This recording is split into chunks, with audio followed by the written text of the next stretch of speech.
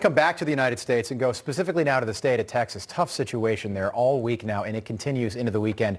Unprecedented cold weather has caused widespread power outages throughout the South for several days now, and it's got residents asking how they can help fellow residents. Here to talk more about this, business and market analyst Seth Denson.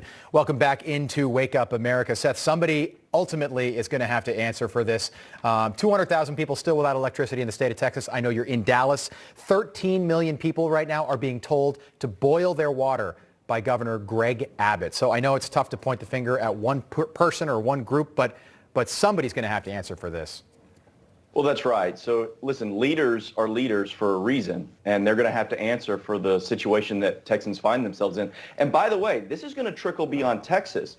40% of all crude oil production for the United States comes out of the state of Texas. And right now, we're down 3 to 4 million barrels a day.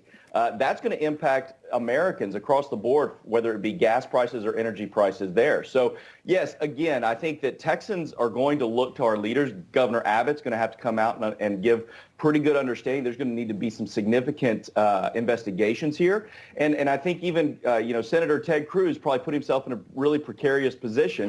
Not that we, go after anybody for taking a vacation, but when you take a vacation, when you're a leader, sometimes doesn't play too well from an optics perspective. Well, Seth, it's a good point. Part of politics now is optics and how it appears. And this is a very bad look for the Texas senator.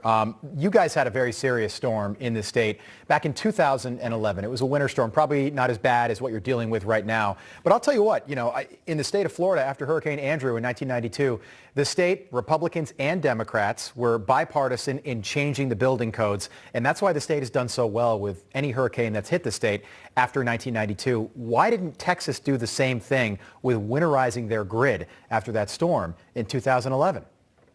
Yeah, Rob, I think it just comes down to money. I think it comes down to the studies show that there's going to have to be significant financial investment. Now, Texas has historically done very well in managing our budget. We're one of the few states that doesn't run in a deficit and has an actual rainy day fund. Well, maybe we need to call it now an icy day fund.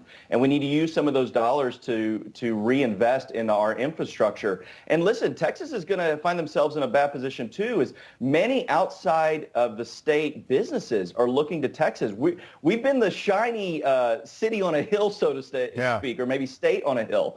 And right now, we're in the crosshairs. And so we need to step up and show that we can come together and do the right thing when it's needed. Unbelievable stuff. And you guys could be dealing with a food shortage across many parts of the state right now because grocery stores are totally empty. Seth Denson, thanks so much for being with us. Keep us posted on what happens down there and stay safe. Thank you. Thanks, Rob.